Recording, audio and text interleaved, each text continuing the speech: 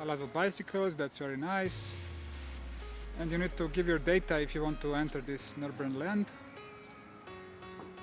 I think it's €1 entrance as well. And this is how it used to look like before the Nazi idiots came to the idea to build the Great Street. These are the beginnings of the construction works.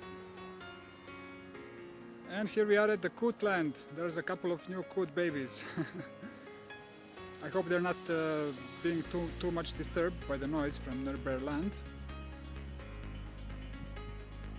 Well, this year it's not that loud as it can be usually. Usually there's Volksfest, which is 2 times per year. It's in the spring and autumn. And this year it's instead of that only this NürnBärLand. It's gonna go into August as well.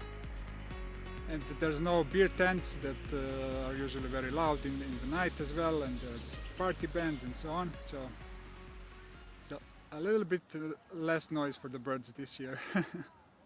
And if you want to see more videos about Germany and Nuremberg, don't forget to like, subscribe, and click on the notification bell as well, and to share this video, put a comment maybe, and so on.